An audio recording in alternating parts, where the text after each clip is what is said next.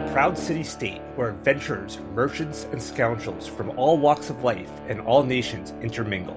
A city-state where citizens a century ago lacked the freedom they enjoy today, where they toiled and suffered to fill the coffers of House Stross, their feudal rulers.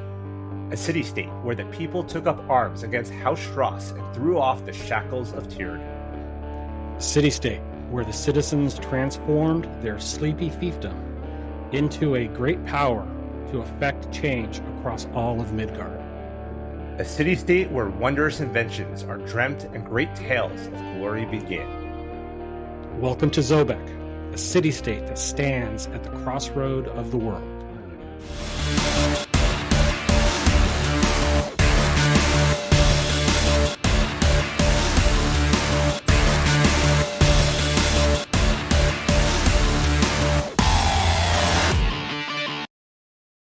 Hey everyone, welcome to That Midgard Show, a podcast dedicated to discussing the Midgard campaign setting published by koboldpress. I'm Clayton Thompson, and I've been playing and DMing D&D regularly for almost 10 years, most of it exclusively in the Midgard campaign setting.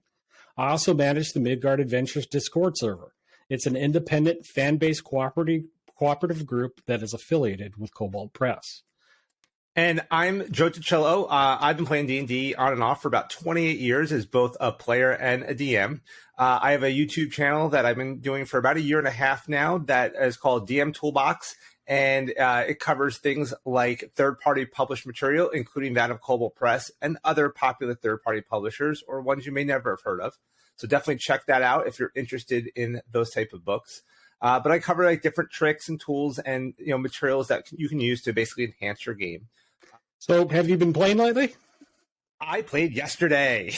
Right on. We finally kicked off session 1 of my Midgard campaign. It was awesome. We had a good time. As I mentioned in our last episode, Dib showed up with the Wagon of Doom. The party fought it and were victorious, though Dib did get away, as he should. And then they made their way. They met Black Eye out of Streets of Zobeck, or out of the Clockwork City book now. And he gave them a little ride around. They bought some wares, and then ended up at the Dancing Bear Tavern, where they were approached by a strange character who was asking for help. Though we kind of ran short on time at that point, and that's where we left off. So it was a very fun game. We had a great time. Everyone got together. We got some great pictures. We all have our D&D tattoos now. We all got D20 tattoos, so we took a picture of that, and it was just fun. It was all around fun. So what was the memorable moment? The memorable moment? Man. God, there were so many memorable moments. There was a couple. The first Nat 20 of the game was definitely fun. Just that very first Nat 20 that someone rolled. I gave them, some bonus stuff for that. I was using a critical hit deck. So I gave him a card out of that. And then it was just overall good. I did like when the barbarian jumps up on top of the wagon and then goes to smash it and just nat 1'd it and just hit one of the shields, and the whole thing just reverberated in her hand. It was just like one of those almost anticlimactic funny moments. So, and then I ended up actually knocking her out in a bar fight later on. She 2 nat 20s against her. So that was fun. Wow. So yeah, we played, we had, because of the holidays, we only had one session of Curse of Strahd. But we did last week, my Southlands campaign, we played last week at Hot Vine Brewery in Aurora, Illinois. So nice. So that was a lot of fun. That's our regular IRL play location, for the western suburbs of Chicago. Yeah. But we're really starting to wind down the current story arc. We're in Herrick. Herrick was one of those cities in the World Book that really wasn't defined. It was just kind of a sentence, So I adapted some material from the Pathfinder Adventure Path, and I made Herrick kind of another necropolis type city where their main economy is funerals and stuff. Right. And they are searching for a powerful magic item that reanimates the dead. And right now, right now the city is just awash in undead, and in the necropolis themselves, there's the OG undead, that has been there, since it became a necropolis. Yeah. And then there's the new undead, and the OG undead are a little annoyed about all of these newbies. So they're kind of sort of aiding the livings, Right. A little bit, to try to Nice. to get this thing. So they're getting close, and half the session was spent trying to solve a riddle. It wasn't really a riddle. They were trying to get into a tomb that was in a observatory that was dedicated to like Hermes and Thoth, and but Anuakma, the symbol of Anuakma, was on this great mosaic on the floor, and there was this phrase, on the wall. And they tried everything. They tried spells and knock and stuff like that. And finally, it dawned upon, let's try this. Let's all stand on the symbol and just say this phrase. And they did. And it opened up. Just a circular stairway came into existence. And they finally made their way down. That's kind of where we left it off. I want to do something where there's like a thing that says, "Don't push this button." And, don't push this button or else make it look all scary. But really, all you have to do is push the button and the door opens. That's all that happens. Like, just to mess with them. Yeah. Yeah. But a memorable moment was actually not this session, but the last session where, they were in a meat shop, for one of the OG ghouls. And there was a device that helped them kind of pinpoint necromantic energy that the butcher was using as kind of a butcher block. And so one of the players, so the butcher was like going, well, you got to give me something, to use this to take apart my butchering table. And so one of the characters, put his hand on the butcher block, took out a sword and cut his hand off. And I was like, whoa. And that's so amazing. Yeah, so he has an ability to grow his hand back, but I'm going to give him the option of getting a prosthesis, so one of those clockwork prosthesis. There was a one shot I played in a while back that the DM based it kind of off of Running Man. So there was this we basically got kidnapped and thrown into this arena, and there's the crowd, and we have to go through this series of trials. And after the first combat, we get into this small room. And there's like this altar, and I can't remember what the riddle was, but it said like a pound of flesh, no less, was part of it. So we're assuming like we had to make some kind of flesh offering. Meantime, the walls are closing in on us, so it's like we have to make a decision. And the wizard, the orc wizard pirate that we had in the group was ready to chop his own hand off. My bad idea, but I was like, maybe we just have to put an offering up. And I told the tiefling, who in real life is that other player's sister, I told her, just put your tail on the table like you're offering it up. Let's see what happens. She didn't want to do it. And I'm like, just do it. So she finally doesn't. I look over at her brother, and I'm like, I start making a chopping motion. And he looked at me confused for a second. And he just yells, I chop off her tail. And we had to like roll a bunch of checks, and it worked. Like, we chopped her tail off. Wow. And it worked. The door opened, but she was so mad. Yeah. That's what's so great about the game. You never know what, you set up the scene, and the players kind of take it from there. Yeah. It's so great. Yeah. So in our last episode, we provided an overview of this new show. We're only in the second episode right now. And we talked about the 7 secrets of Midgard to kind of just set things up, talk about Midgard as a region in itself. So what we're going to do is we're going to spend the next several episodes in the Crossroads region, and we're going to start in the free city of Zobeck. Now, why Zobeck? Well, frankly, Zobeck is where the Midgard setting all began. And it is a location where most GMs, most people familiar with Midgard, myself, Joe, we all recommend that this is a great place to start. You can spend you can do a 3-year campaign in just Zobeck and the surrounding region. And And so in this episode, we're going to get into the history of Zobeck, which you can use to fuel many adventurers, protagonists in your game, and, particularly some antagonists. But, a couple reminders, we're only going to discuss published material and our interpretation of that content. And there are many ways to use Midgard content, and there will be times where Joe and I often disagree. So your mileage may vary. But most importantly, we encourage you to talk about Midgard in the comments below or on the Midgard Adventures Discord server. We have channels dedicated to this show. Plus, we have lots of lore channels. So, you can place your comments anywhere there. Yeah. And, when we do disagree, we're always civil about it. We wait till after the show to fight it out. Yeah. But we,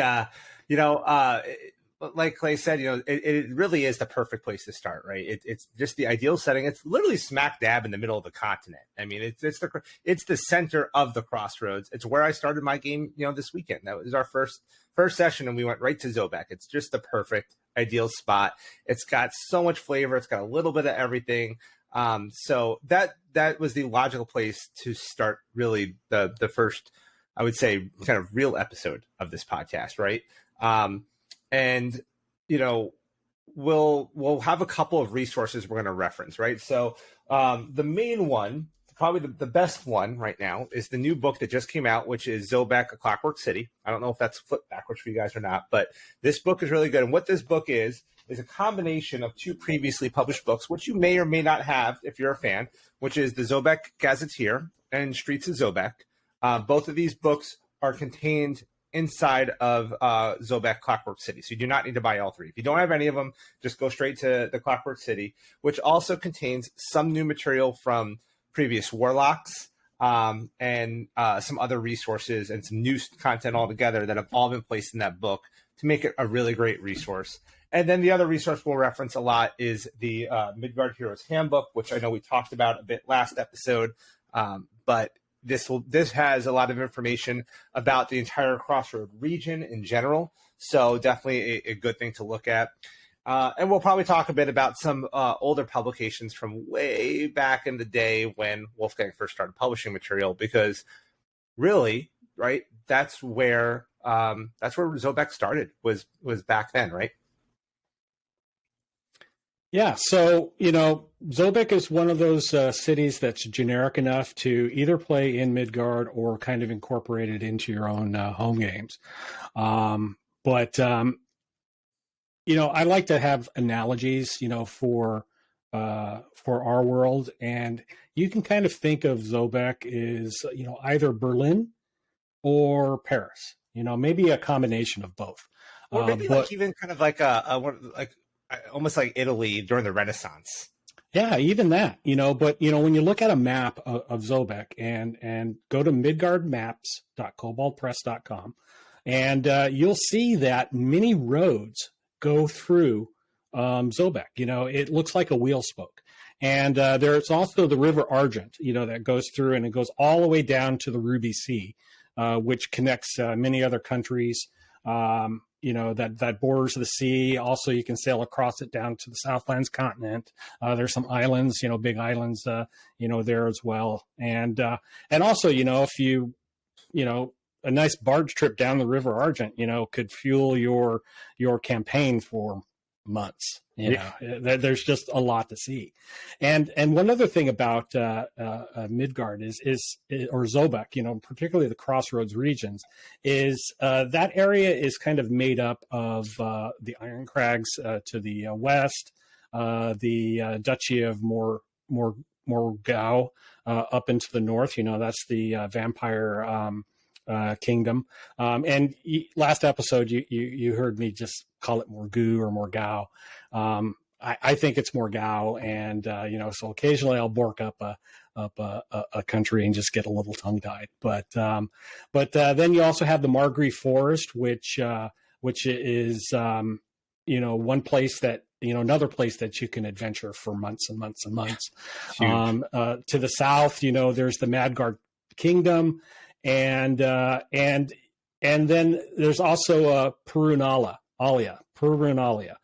which is the matriarchy society where women are the leaders and women make up, the military and things like that. So just that area right there, there's a lot of jumping off points. Yeah, and that kind of sets up Zobeck to be another unique location that can have a lot of conflict because, in these types of kind of medieval fantasy settings, right, it's generally there's kingdoms and there's a king and a ruler and a country, where Zobeck is this independent city-state that is set up around all these other kingdoms and all these other rulers.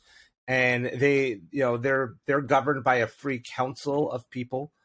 There's a mayor, but it's a council of people that govern it. So it's this very unique kind of democratic type society there that stands out.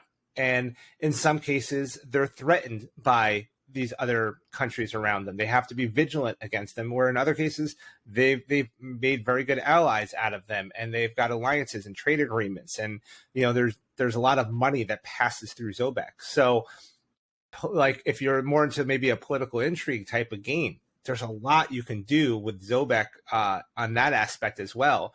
And then even within Zobeck, the people that live in Zobeck, they have all their own stories. So there's a lot of great material in that Clockwork City book that you can play with and really kind of dive in on. But I think what we should, talk about first is, how did Zobeck come to be what it is today, right? What were the early days? And it's an interesting backstory because there's a lot going on. It has to do with the Fae, right? It has to do with, I guess if we go back to the earliest adventure being Castle Shadowcrag, right? We kind of get a lot of that backstory there. Have you ever played Castle Shadowcrag or returned to Castle Shadowcrag? No, I've been dying to run it at some point, and but it's amazing, mystery. There's a lot of dreams or flashbacks, what they call them, to where the players kind of get to experience, the history of Zobeck, and it's a great way to kind of introduce your players to that. One warning though, Shadowcrag is designed for high level characters. It's scaled for 11th level characters, but you can always scale it down. But it's those flashback scenes that really provide that history. Yeah. So really, what it is, the earlier history, and I'll be honest, I've read through it multiple times, and it's one of those things that, in the style of koboldpress, I feel like they kind of left parts of it intentionally vague, and it gets a little hazy on some of the details. So it's like we're gonna interpret it the best we can. But essentially, you've got this region, like we said, where there's the Margrave Forest, the surrounding area, and the Fae basically ruled that area for a long time. Yeah, and we're talking thousands of years ago. Thousands of years, right? Yeah. And I'm kind of looking down here at the book and some of my notes here. But there was this guy known as the Holly King, and he and his followers, he had this advisor that basically kind of got him to plant this black oak on this hill, and that kind of started this whole thing with the Shadowfell. There's a connection to the Shadowfell, or what we call it, the realm of shadows is what they call it in Midgard, right? Yeah, along with the sacrifice of a young Fae woman as well, using a magical sword. They call it the Sword of Light. Right. So this was kind of like a trick. Like this advisor tricked the Holly King, and essentially it created this deal, almost like a warlock type deal, called the Heartwood Pact, and it basically cursed the Fae to the Shadow Realm, and that's all linked to the hilltop that eventually Castle Shadowcrag would be built on. And if we kind of jump a little further, right, that's where the Stross family kind of enters the picture, and they build this keep, which I don't think it was always called Shadowcrag, right? Wasn't it called like Castle Stross or something originally? There's like 3 names, there's Strassheim, there's Castle Stross, there's Castle Shadowcrag. But yeah. 1,000 years later, or 600 years later. This jumps forward like 600 years when Stross comes around. Right. And, the history of Midgard in general, the lands were populated primarily by elves. And so, the Fae, play a prominent, history. I mean, the one thing that happened after that con job, from the Holly King's advisor is it sort of unintentionally established the Shadow Realm.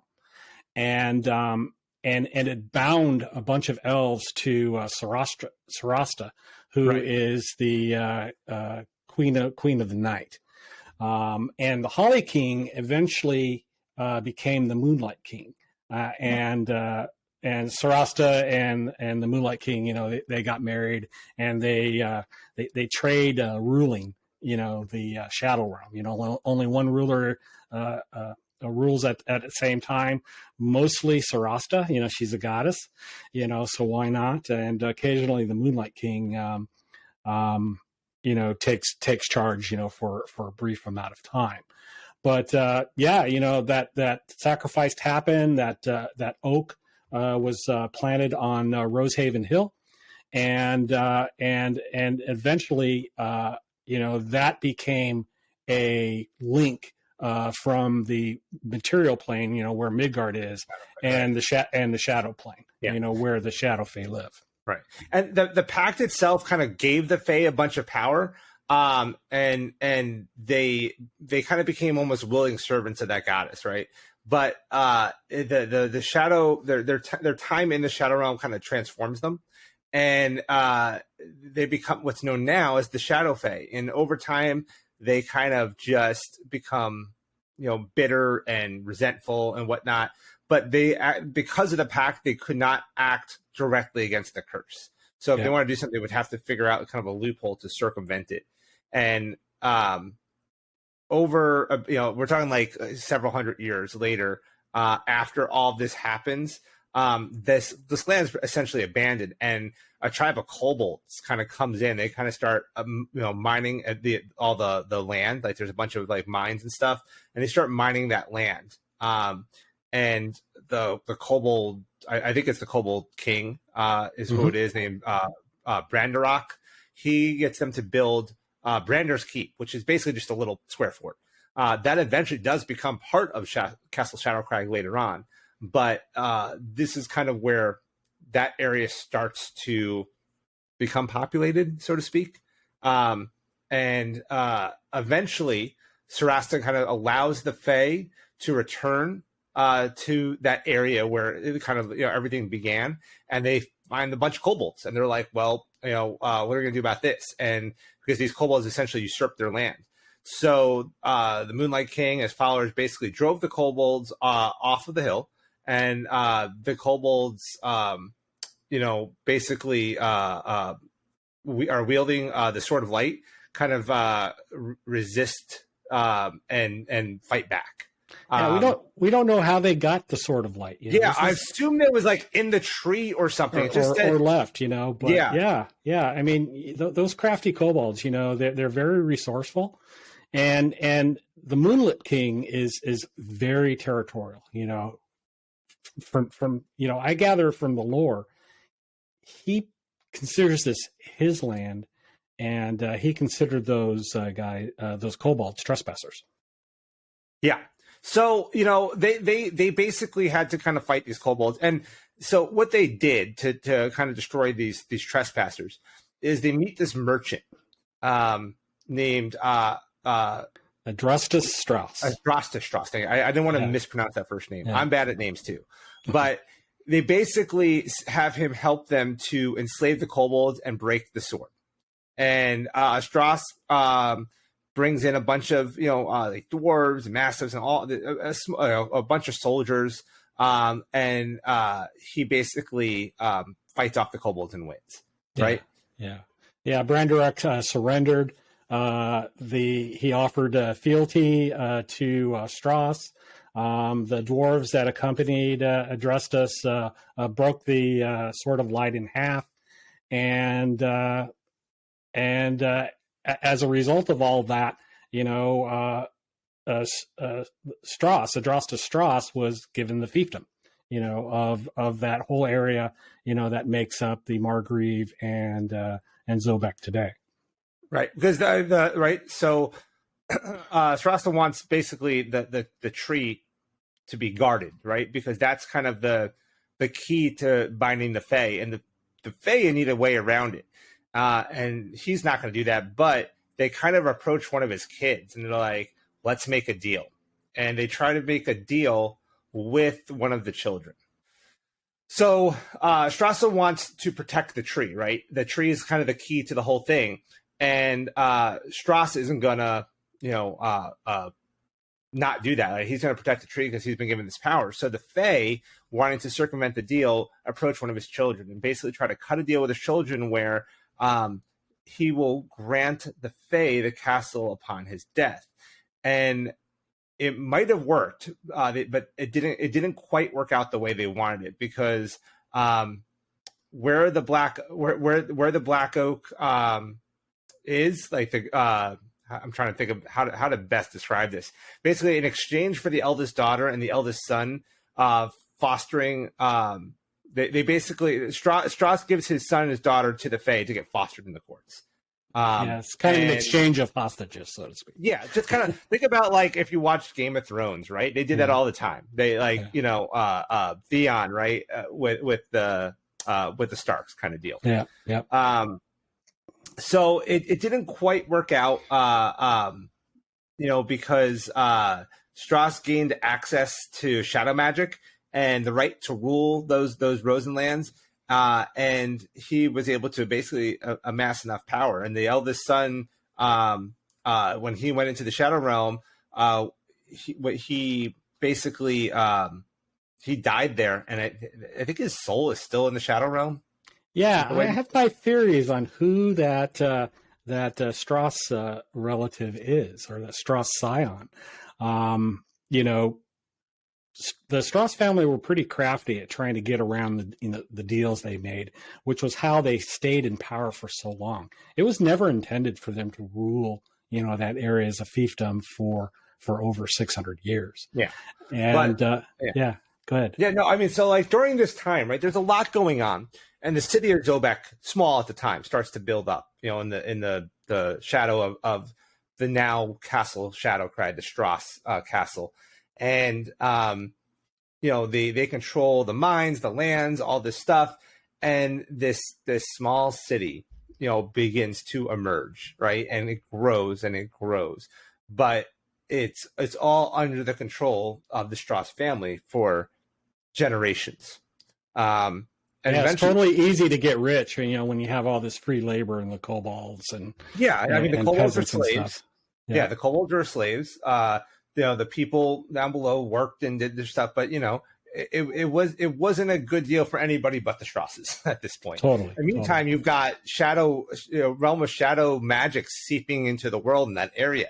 That whole castle is just this creepy, cursed place. Yeah, even today, that castle is considered haunted, and it probably really is. And hence the adventure, Return to Castle Shadowcrag. But and Castle Shadowcrag, the original Castle Shadowcrag was, I believe, correct me if I'm wrong, Wolfgang's first published adventure in the setting. That's my understanding as well. Yeah, and I've seen clips of it, and I think you can get that one as a PDF. You can't get Return to Castle Shadowcrag as a PDF, but I think you can get the original D20 one. And there's some cool maps and stuff in there, like because we're going to talk more here in a bit about more modern times and things that happened. But I've had to refer back to some of those older maps to get a kind of an idea of some of what the terrain looked like, because we get different artists and photographers giving interpretations of stuff over time, and I think some detail kind of got lost. Sometimes it's nice to go back to those original works and see some of the detail. It's kind of cool. Yeah, it is. There's another adventure, that we're going to talk about later in the show that was released in 2013, that incorporates, the Stross family and the lost Stross library as well. Yes, yes. But, the Stross family, owned Zobeck, for nearly 600 hundreds years. of years. Yeah, 600 years. Yeah. They considered themselves nobles. They married well. They were able to fight off invasions from the magocracies in the West, and they did hold their own. Yeah, they hold their own against the Griffin Riders. Right. Yeah. There was the Griffin Riders, which was kind of like a knighthood of guys who rode griffins and protected the lands all around. I believe that the Griffin Riders are more associated with the Crossroads region, but Zobeck being kind of the main city there, they also helped protect Zobeck. And then there was another group of like mounted knights that literally worked for the Stross family, right? They had their own knights. Yeah, the hustlers. Their own mounted cavalry. Yeah, the hustlers, So, yep. So they were powerful. Yeah, and they ruled, the old-fashioned way. Fistfuls of silver, ruthless cruelty. They held sway over that area with a tight grip, and their wealth, also flowed from the river trade. They had the benefit of location. Plus, they had all of the riches underground. All of that silver, and their free labor, the kobolds. That was their job, to just do nothing but pull earth and silver out of the mines day, night. It didn't care, how many kobolds died. There were quotas. And, the military that they eventually built up, kind of kept Morgau at bay. And so they prospered for a while, but, there was a big mistake that happened that caused their downfall. So basically, this is all going on for centuries, and then one day it boils over, right? This young boy, basically just gets fed up and basically denounces the Stross family as leeches, and he just starts, screaming all this stuff. And the Stross guards, just drag this boy. He's like 10 years old. From the streets, did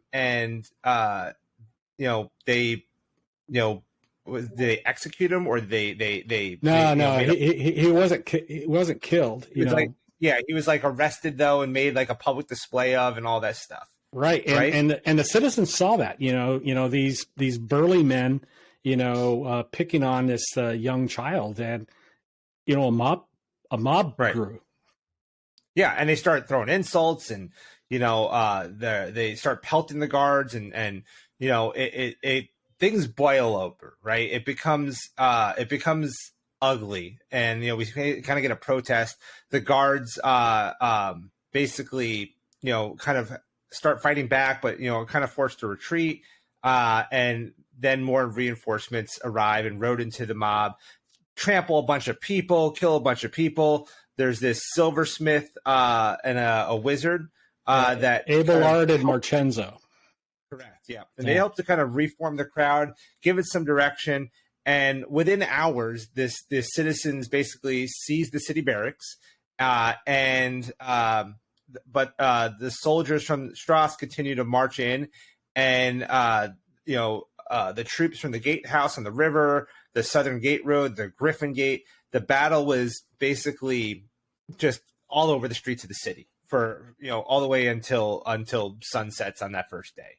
And the mob basically loots the Stross barracks and the armory and passes out weapons, and we're starting to see this revolt forming literally overnight. Like it just all starts with this one kid who just had enough. And that's what revolution, it just takes one thing to cause revolution. Yeah. I mean, there was a lot of gas on the fire already, and this kid just lit a match. And boom, right? Yeah, so what happens the next day?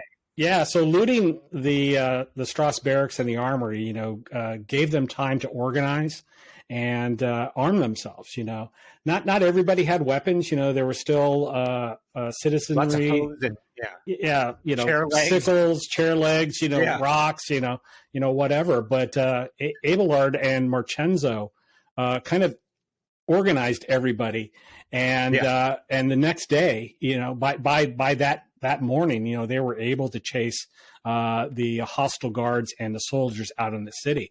And that was no small effort because the guards were well armed, the hussar reinforcements, fully armored in plate, riding horses, some very serious cavalry, but, some clever maneuvering, overnight, allowed the mob to surprise the Stross forces just before dawn. And it was a situation where, the guards never recovered. They tried to regroup near Oros Bridge, and the lore doesn't exactly tell us, or the maps tells us where Oros Bridge is. Do you know where that bridge is? So I've done extensive research on this because I was very, very interested in it, and we have a whole discussion that I started on the Discord server about it.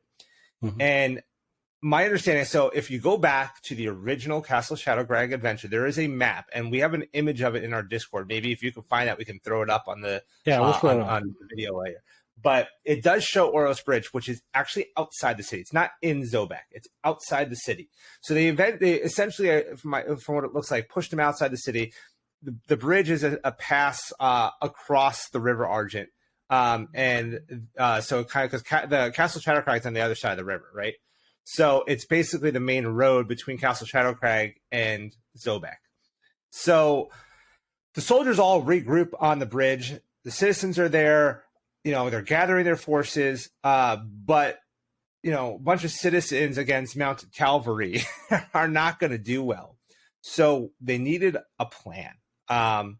And basically, we have about 7,000 rebels that are growing at this point. But this happens over. I don't think this happens quite overnight, right? It's over a few days. I think it almost lasts nearly almost a month, doesn't it? Yeah, ultimately, yeah. So back for a month. So the citizens need a way to fight these heavily mounted soldiers, and a couple of things happen. First, I believe they cut a deal with, was it the Griffin Riders or with some of the guards? The guard. They cut a deal with the guards. Yep. Right? Yep. They promised them that their captain would always have a seat on the Free City Council. On the council. Right. Yeah. So we get the guards on our side. That's a big win, right? But we need more. We need more. How do we fight mounted cavalry? Well, that's where the Gear Forged come in. Essentially, some citizens volunteered themselves to have their souls transferred into these mechanical bodies.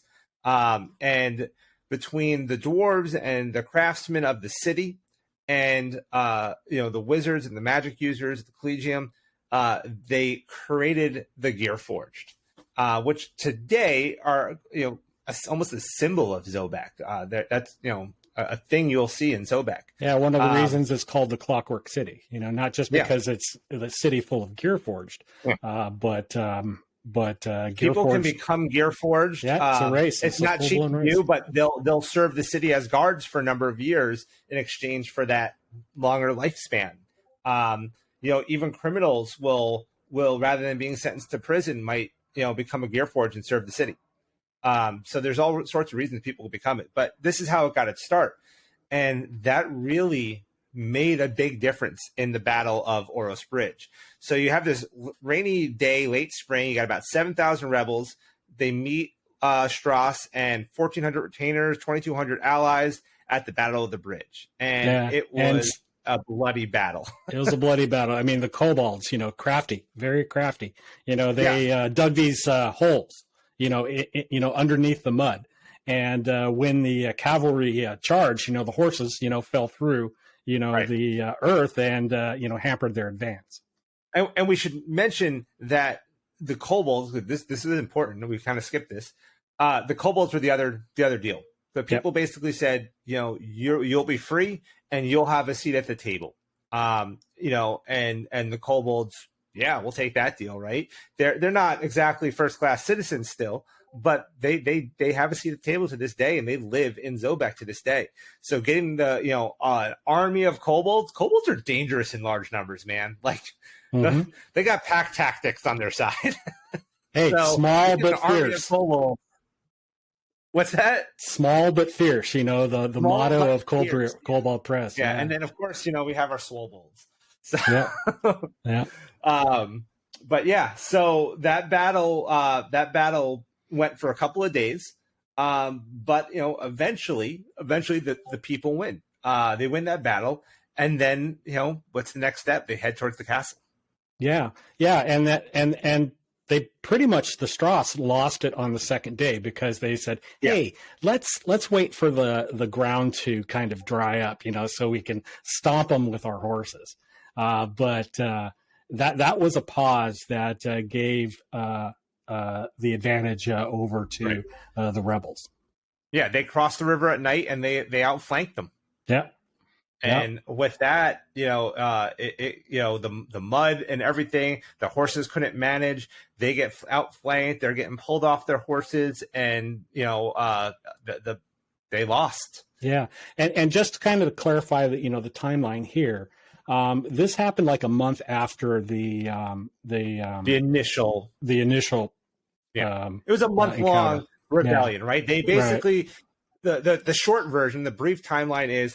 Kid gets mad, guards come in, people get mad, a revolt kind of starts happening. By the next day, the armory is taken over, weapons are being handed out, and within a few days, they've pushed everybody. They pushed the Strosses out of the city. They've cut deals with the guards, things like that, and now the battle is happening outside the city at the bridge. The bridge becomes the front line, and it's kind of the river and all that is going back and forth for about a month.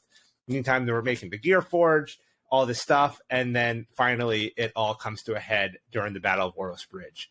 So it's about a month-long ordeal. Yeah. Now that they basically defeated the Stross forces, then they go they head towards Castle Shadowcrag, and they storm the castle, which I believe it was Strassheim, as you mentioned, was the name of it, not Castle Shadowcrag at the time. Yeah, kind of got that name afterwards. Yeah, now this is where things get a little grisly. The rebels, were just in a froth of fury, and they looted the castle. They tore down tapestries, freed prisoners. Freed prisoners. Took gold, and captured the Stross family. And by the end of the sacking of the castle, the Stross family was seen hanging from the walls, 40 bodies. Yeah. And it ranged from youngest to oldest. Yeah. They were orderly about it. But they missed somebody, right, Joe? What's that? They missed somebody, right? They did, right? There was one person, I think it was one child, Evander Stross, basically survives, though no one really realized it. And he was just playing, right? Wasn't he just kind of like off in the courtyard in the shadows? Yeah, playing? This kid's an introvert, and he was playing. People forgot about him, and the lore says he was, like 5 or 6, and I guess at 5 and 6 he was astute enough to strike a bargain with the Shadowfae, and pledge himself to that. Yeah, so he pledges his soul to the force of the shadow, and the shadows just basically enfold him and protected him. Yeah. And meantime, the halls are being looted. Everyone's being killed. There's all sorts of just death and destruction going on. Now, mind you, in the grand scheme of where does Midgard stand today, right? If we're talking about Midgard present based on publications, this was approximately 90 years ago. Yep. And then if you were reading the old Midgard campaign setting book from the Pathfinder days, it would have been 80 years ago. So that book is 10 years in the past of today's publications. So, so Zobeck's a fairly young city-state, right? After that revolt, they form a city council.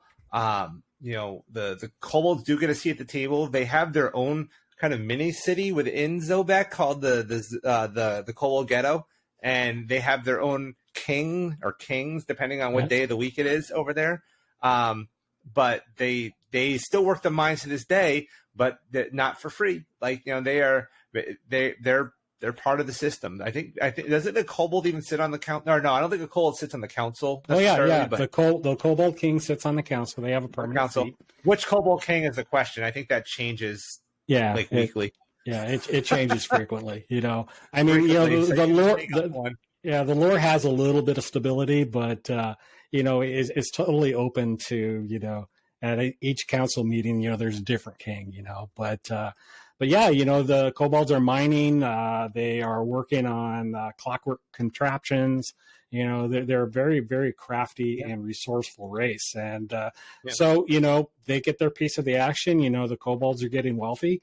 But, unfortunately, they're still seen as second-class citizens. And they are. And why, I don't know. But, that's kind of an open element that you can use to not essentially create another revolt, unless you want to, but, have that kind of tension there. So if you ever do, there are certain kobolds that do actually stand out with some prominence. There's this kobold paladin in the city that is quite respected. He's very noble. Talk about your atypical lawful good paladin wanting to always do good. There's a kobold that does that. His name is Goldscale, I think, and he is a do-gooder. That's around, being good. And then there's my favorite is a guy named Black Eye, who is a little cart driver who gives tours of the city. I used him in my game this week, and he's pretty cool because he's people who knows people.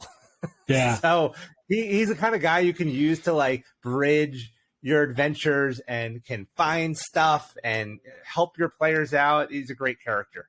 Yeah. So there's now all sorts of stuff. Yeah, and now we're 90 years later. The Great Revolt is starting to fade into history. The city of Zobeck, which was kind of more of a village then, has just kind of blossomed into this very wealthy city. There is a semblance of democracy, as democratic as you get, in the medieval times. But there's a mayor. Yeah, there's a mayor that is freely elected and changes. In fact, in the previous the 2012 version of the Midgard World Book, there was a different mayor. Now there is a dwarven woman. Yeah, dwarven woman who was a cart driver. Very, very humble beginnings. Who is now the mayor. They dedicated themselves to Rava, the gear goddess. Because of their connections, with the clockworks worked in the Gear Forge. They have completely cast aside, the traditions of the Stross dynasty. Nobles are few and far between. And in fact, many of them have fled, Zobeck and have reside. And, they've established, diplomatic agreements, between, the surrounding countries, and, even, reluctantly with the Shadowfae as well, because, the Shadowfae embassy called Winter's Kiss just appeared, one day. Yeah. And actually, we have an embassy now. Yeah. And its location changes all the time. You never really truly know where the Shadowfae embassy is, but during that 90 years, there was some tension with their neighbors, but their neighbors, figured, they're now no big threat to us, and that was kind of a miscalculation because eventually Zobeck became more powerful and richer, and really controls trade in the area. I mean, they're like we said, they're a crossroads. They control. They're a hub of trade for the entire continent. I mean, you will see silks from the Southlands coming up and furs from the Northlands coming down. You'll see stuff from the east. I mean, everything crosses through there. They are dead smack. It's like Rome. It's just right there. So, not that they're an empire, but they're just this perfectly located city, and Rava being the gear goddess is kind of like one of the main ones, but there are many other gods like Lada is the healing goddess, and there's other gods and temples. There's districts. There's the Citadel district. There's the upper district, the lower, the merchant, the docks. Your typical kind of fantasy city, but not, because that I feel like that gear forged element and that especially like the kobold element really changes it up. And I enjoyed describing it to my party yesterday. I was just kind of watching them as I'm describing a gear forged guard at the entrance from Puffing Bridge and their interactions with him, and it's just so it's become very unique and fun, and there's just so much to do in this city. And part of their power too at this point is they have a huge spy network. We'll talk about it later episodes about a place called the Blue House and the Spyglass Guild. We'll have to do a whole episode just on guilds and gangs. Like that's an episode in itself, because they've got very far-reaching influence. There's a character who, if I go back to my my Game of Thrones analogy, that's kind of like Lord Varys, the spider. They have a person like that's like a master of whispers. And it's neat. Yeah. So, why does the history matter? I mean, first off, not a lot of published material in other settings, offers, such a rich history. It may be just a paragraph, and then, it's up to you to fill in the blanks. But for me, the Stross family is a major point in Zobeck's history that can be used for many of your own stories. And also to supplement the published content. The history is what shaped Zobeck into the city it is today. And earlier, we talked about, there's some adventures you can play. Return to Castle Shadowcrag. Again, it's a great way to introduce much of the history of the Stross family to your players, and a lot of this lore without, just doing a session where there's just a huge lore dump. The flashback scenes really allow the players to view the most important moments of the castle's history and the surrounding surrounding areas, and having this mix of past and present. It happens because of the castle's entanglement with the Shadow Realm and the resident Shadow Fae. Now, I used Zobeck's history and members of the Stross family as part of my Court of the Shadow Fae campaign. I really used that as the reason the Moonlit King, when he took over for a brief time, said, "Hey, Stross family aren't ruling. I'm going to come and repossess, Zobeck and the family." And he sent the ambassador, the Shadow Fae ambassador, to the city council meeting to basically read a declaration from the Moonlit King, basically saying, "We're taking this back. So sorry, too bad." And that created a hook to get the adventurers into the Shadow Fae and try to negotiate a better deal.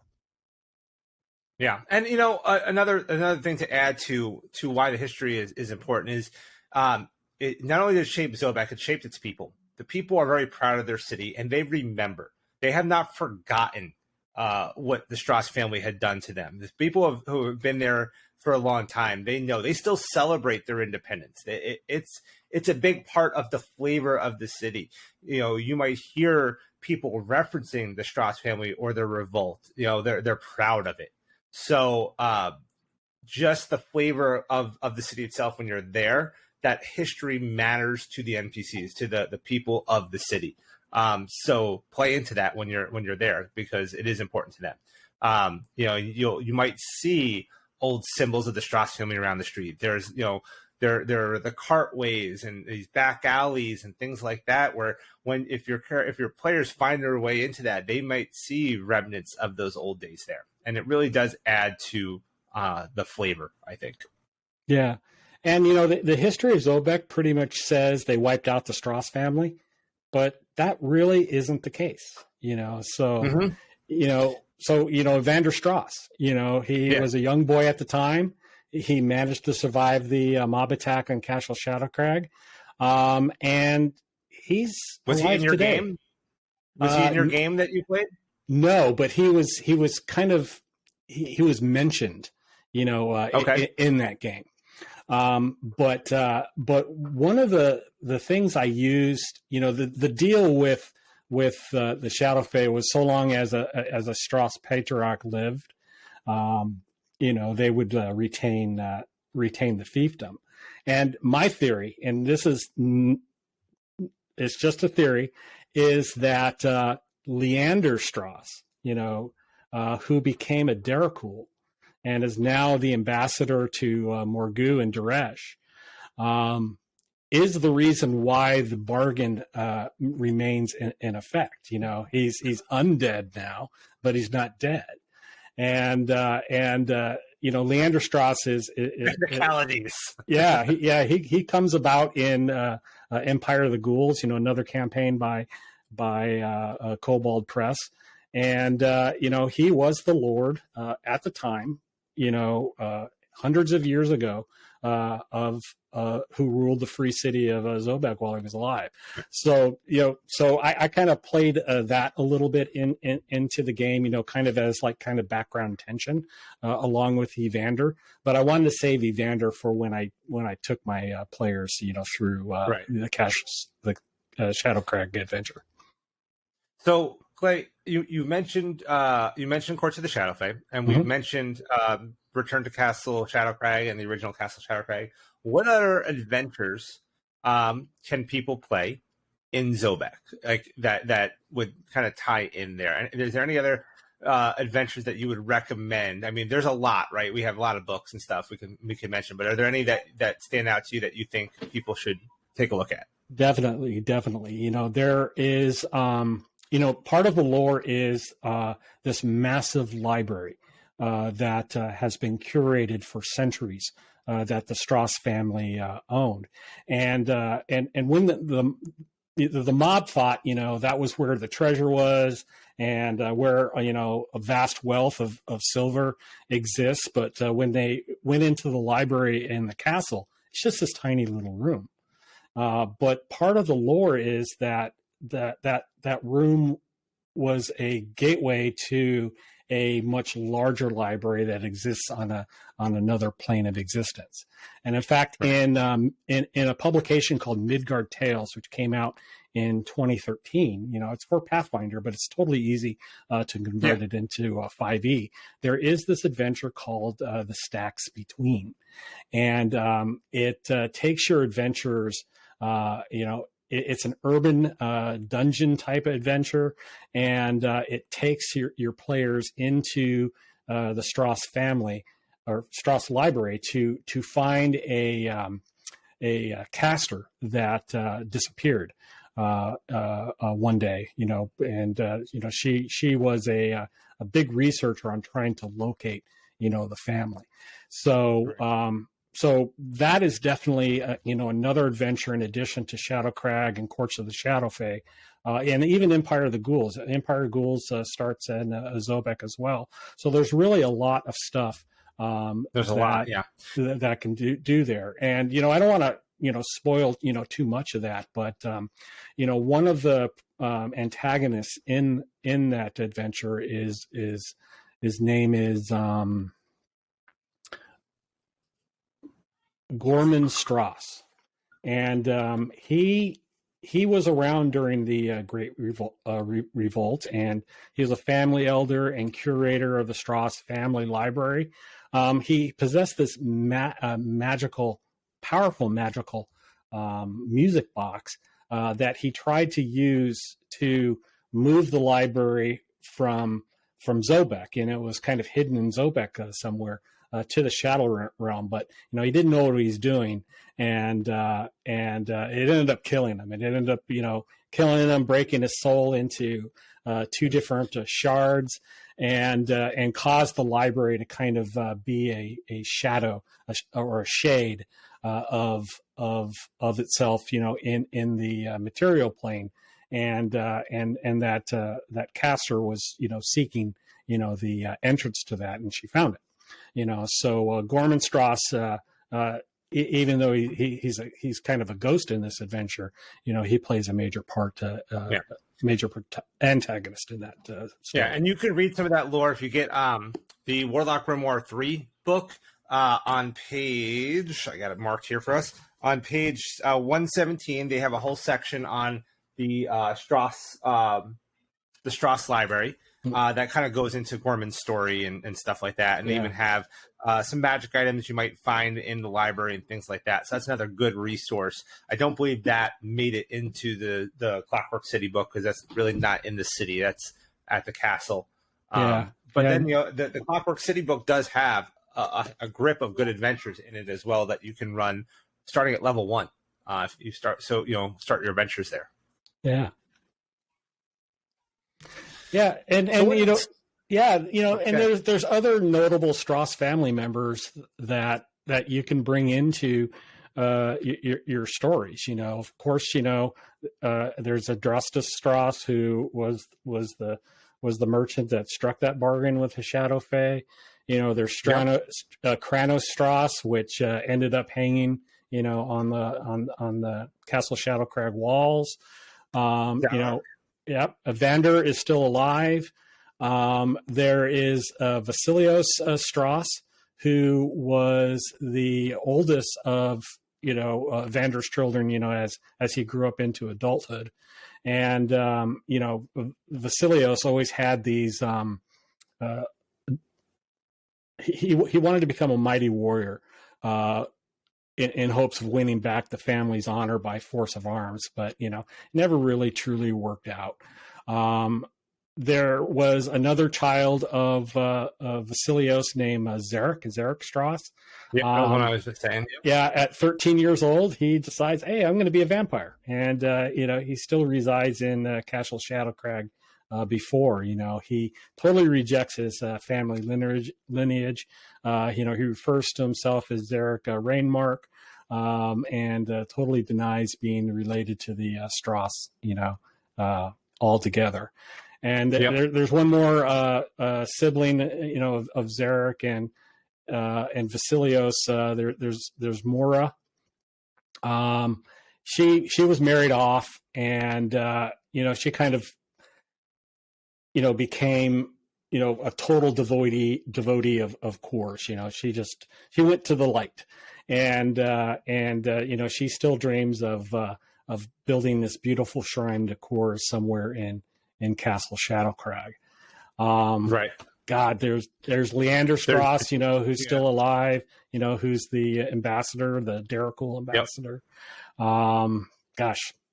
More, so there's a lot of Stross, and we'll put up some of these notes in the description below, so you have them. I mean, I pulled all of this information from a variety of sources, Shadowcrag, Midgard Tales, the World Book, Warlock Grimoire, so these names were like spread out across multiple publications.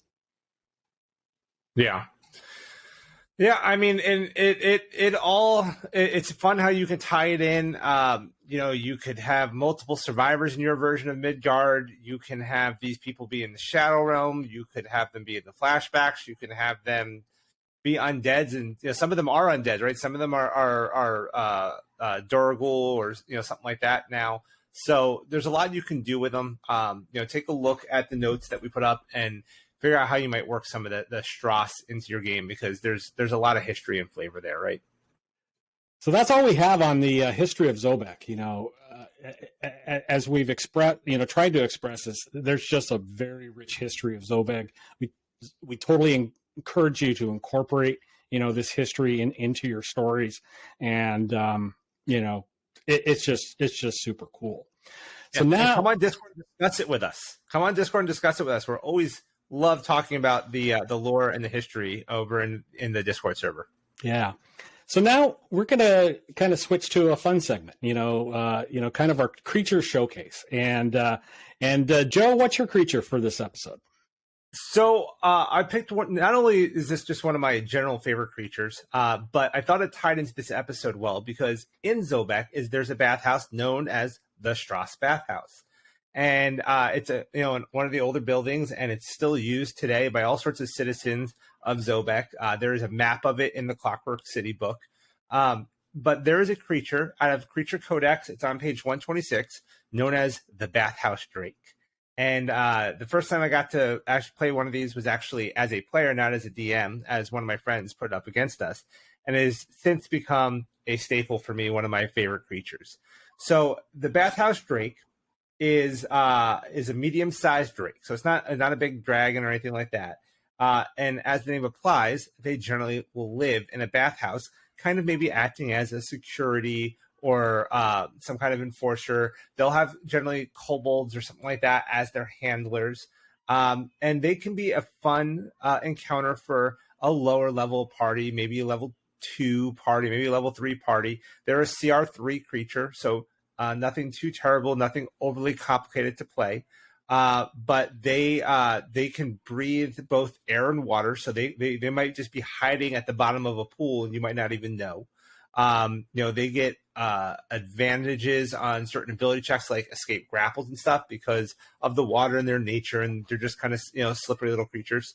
They do have water-based spell casting abilities, things like Misty Step and Destroy Water, Control Water, Fog Cloud, things like that.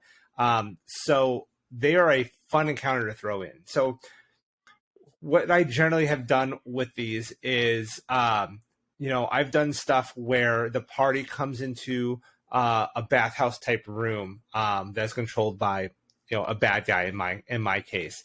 And they're exploring this room. There's people in the bath, and this creature comes out, or in some cases, I've had multiple ones of them come out.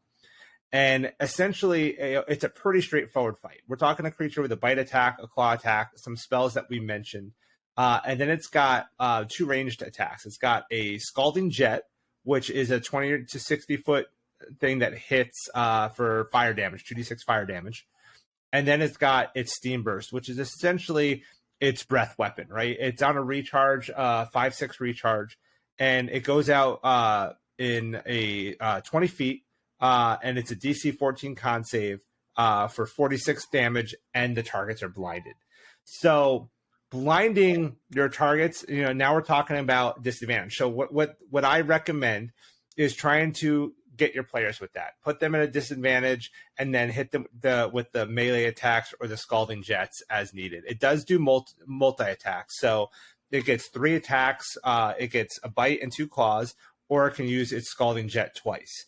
So whenever you can, whenever it's up and available, Steam Burst, get them blinded, and then either bite and claw for melee, or better yet, Scalding Jet for range. I prefer to kind of keep them out of range if I can. It is able to fly and swim, so use that to your advantage. Stay out of. It's got 60 feet, so if you can stay out of the player's range and hit them from a range while they're blinded, that's going to be ideal. The thing is, you have to get in close to blind them. So figure that out when you're kind of playing it. But I definitely look at it as kind of strategically, right? I'm a big fan of the Monsters Know What They're Doing book and things like that. So how can I play that to my advantage? Now, on the flip side of that, the way we handled it was we blinded it. The wizard was able to cast blindness on it, and we blinded it, put it at disadvantage, and then we were able to move in for the attack and kill it. So the other thing too you got to keep in mind is, it has flying, but bathhouses, right, a lot of times they're going to be underground. They're heated pools, naturally heated pools and stuff. So there's not a high ceiling. So the ceiling might only be 20 or 30 feet. So it might not be able to, get quite as high as it wants to get out of range, but it can move around the room. So set your room up properly, or if you're the player, use the room to your advantage. And if you can, give it some kind of any disadvantage you can, whether that's slowing it or blinding it or deafening it or something to get it to, to put it at a disadvantage. But that's my creature. I'm sure we can throw a picture up, but here he is. I absolutely love this creature, and it's just one of my favorites in Creature Codex. So did you just play one?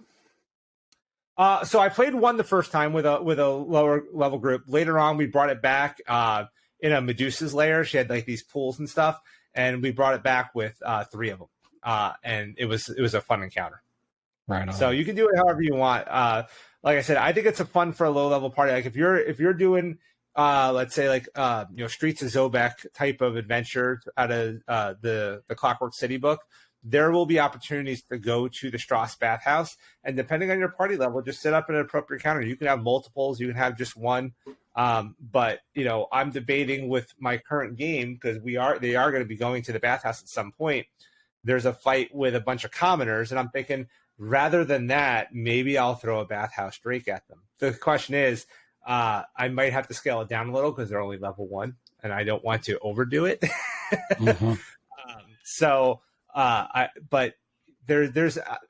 I think I like bathhouses in general in City. Like, I think it's a fun thing for parties to do, to go and, let's go to the bathhouse and unwind. Like when you're having those kind of downtime type of adventures.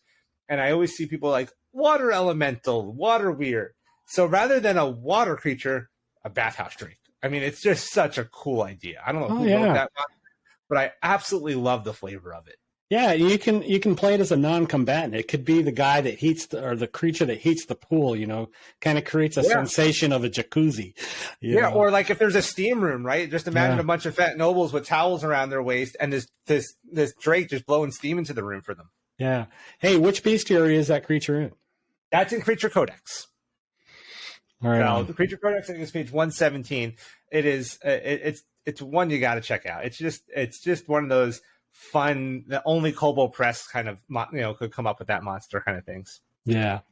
So my creature is super cool, and let me set this up for you first. Okay. Before I tell you what it is. So your party is cautiously walking through some ruins on a hazy day. Close by, you hear a chorus of moans echoing all around you, hindering your ability to pinpoint the location of the sound. You hear haphazard, heavy footfalls skittering across the cobblestone.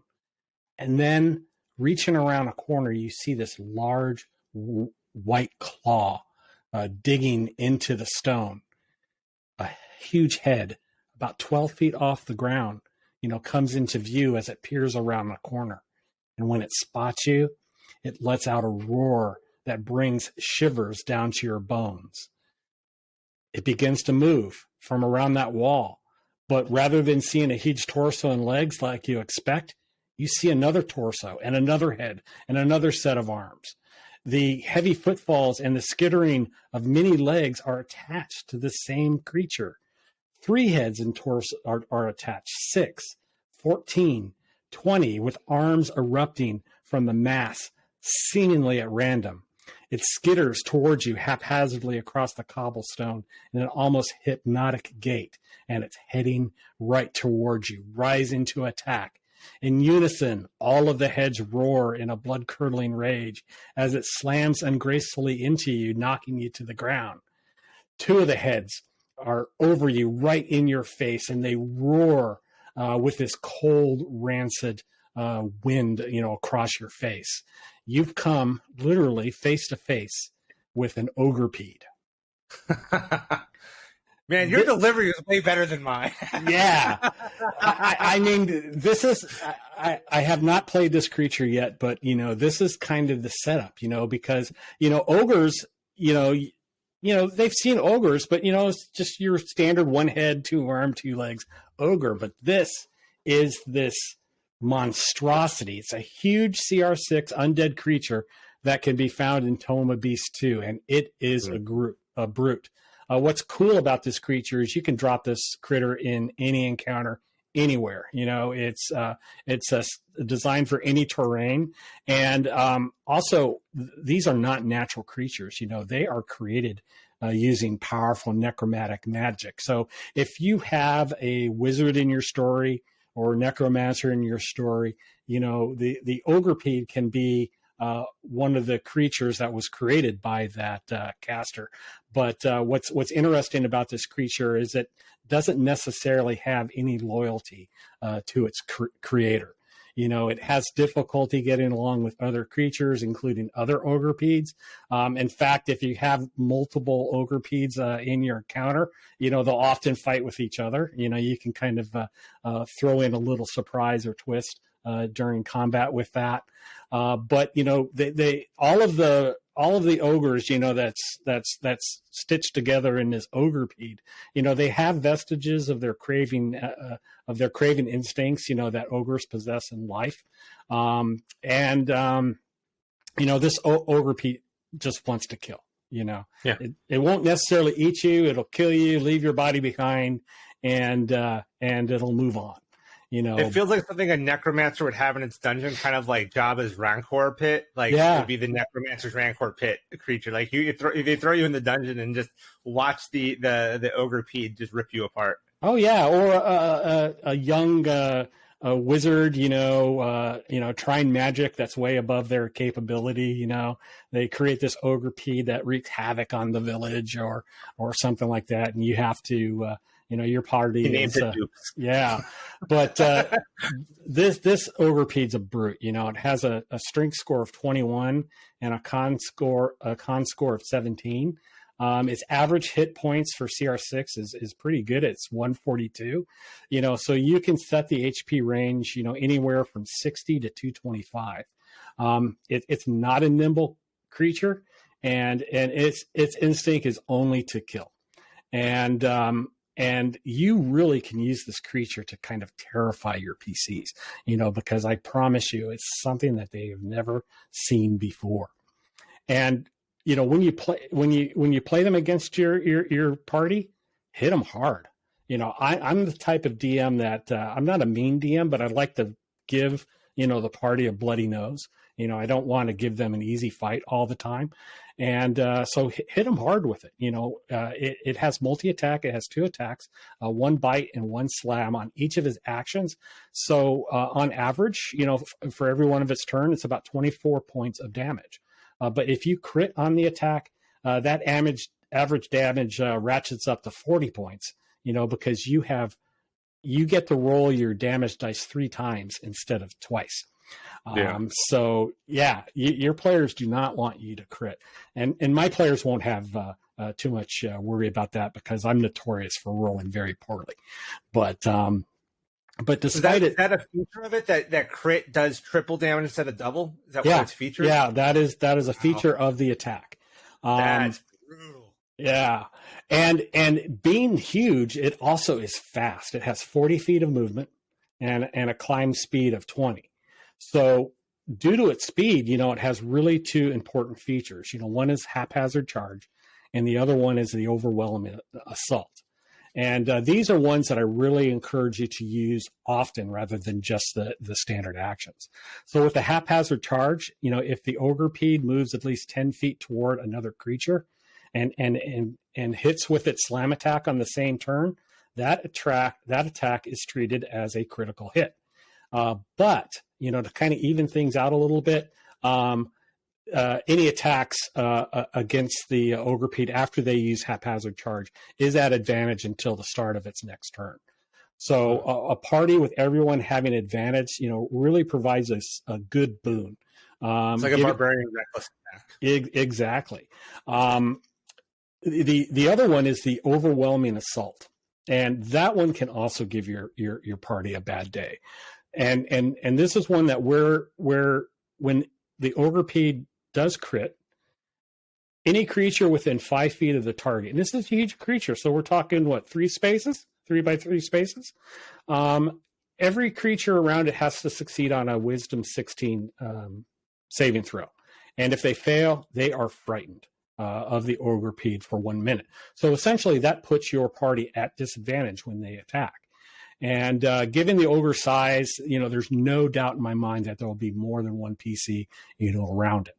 Now, you do have the option, all the PCs do have the option, if they're frightened, to repeat the saving throw at the end of their turns, which will end the effect. But having disadvantage, against this creature, really spoils, it just nerfs your next round. Now, one thing I recommend is the one thing I notice is that the frightened condition is often misplayed. Players think that, I'm frightened, I got to move away from the source of my fear. And that's really only true with vampires if that is in the text of the vampire feature. But the frightened condition doesn't force you to move away. It only says you can't move closer, and that's that. But you can still attack. It's at disadvantage, but you can still attack. Your skill checks are going to be at disadvantages as well. Your players can still whack away at it, just at disadvantage. And this Ogrepede, despite its size, despite how many hit points it has just a 13 AC, so super easy to hit. It does have immunity to poison damage. It is also immune to charmed, exhaustion, prone, poisoned. So its defenses are really not that great. And if you have a cleric in your party, a successful turn undead can keep that Ogrepede at bay. When I play a cleric, and I succeed on turn undead, I'm constantly moving towards, the turn creature, and to kind of keep them, away from my companions. But right. But their defenses are fairly weak. So as a GM, when you play this creature, don't be timid. Hit hard, hit often. Your melee PCs will likely swarm this critter, and so depending on the average damage your party can inflict, they can just really quickly wear down this creature. So I encourage GMs to take advantage of its speed. Keep it moving, even if you incur an opportunity attack here and there. Being a huge creature, you may get one, maybe two opportunity attacks, but you can make up with it with your haphazard charge feature, and there's an opportunity to probably engage your more squishy PCs, which are fighting at range, and you can spread it around.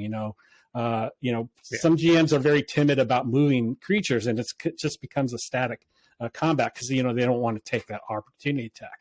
But remember, players can miss on an opportunity attack just as they can miss on take the their opportunity actions. attack to go charge the wizard.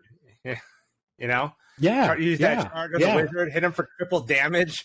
And so what? You took 10 points of damage, but you just took the wizard out of the fight altogether. Now the player's using it to heal the wizard rather than attacking. I mean, there's a lot.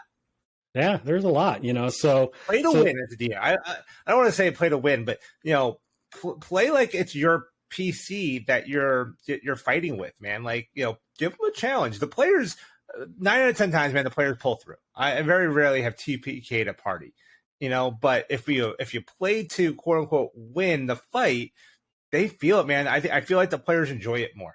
Yeah. And that's the creature you could really do it with. I'm a big believer is play your characters like you stole them, whether they're an NPC or a PC, and really, use these combat encounters to really make it hard. I keep telling my players, retreat is an option. There's nothing in the rules that say you have to fight to the death. And they're starting to get that, because when they go up against creatures I plop onto the map, they're tough fights. Yeah. I mean, I think sometimes my players think that retreat's the only option. They don't trust me anymore. They just run away from everything. Yeah. And I'm not one of those mean, cruel DMs. I want them to succeed, but I also want them to not have an easy time, achieving success. I'd like dropping at least one player. I feel like if I don't drop at least one player to 0, I didn't do the combat right. It's like you gotta make them. You gotta make it winnable, but you gotta make them scared that it's not. Yeah. So I've only accidentally killed a character once. Yeah. I mean, it was a full-on kill. And I was like, oops. Hey, I'm hand waving that. That was just a dream. I've accidentally killed a character once, and then I had two characters. I had the entire party one time during Tome of Annihilation affected by short-term madness, and the monk essentially beat everybody into unconsciousness and killed the ranger, outright killed the ranger during a bout of short-term madness. So that was a brutal kill. Wow. So it can happen. Wow. It can happen. But I will say that the koboldpress books I think do a very good job the CR matching the encounter. I sometimes don't feel like the monster manual and other books are scaled well. At least once you get past a certain level. But I always feel like the koboldpress books, the challenge, the CR seems right. Right. And the encounters are good. And I would sometimes caution you to be wary about how much you adjust these creatures from koboldpress, because I feel like they've been tweaked properly in most cases. Yeah, and if you find your party is having an easier time with it, you've got that hit point range. You're not stuck at the average. So add some more hit points to it. Yeah, you can bump it up mid-fight, man. They don't know. Right. Just scale it as you go. Scale it. Yeah, give it a new ability. So, well, that's our show. Joe, how can people reach you? Well, you guys can reach me as always. You can find my YouTube channel, which is DM Toolbox. I'm on Twitter at Toolbox_DM, and I'm on TikTok, Facebook, and Instagram at DM Toolbox. And of course, I'm on the Midgard Adventures Discord server at DM Toolbox as there. Well, how about you? You can reach me at Clayton Thompson, and that's Thompson without a P. I'm pretty much exclusively on the Midgard Adventures Discord server, so it's super easy to reach me if you become a part of that community. And I do have Twitter, at Clayton Thompson on Twitter. I'm not on it too much, but the Discord server is the best way to reach me. Awesome. Well, guys, if you like our show, make sure you click the like button, subscribe to the channel. If you're listening to us on the podcast, please leave us a good review on your favorite podcast platform. And even better than that, make sure you're spreading the word about the Midgard Show. So that's it for now. And remember, as Wolfgang Barr says, strip it for parts and make it your own. Thank you for joining us. Peace. Bye, guys.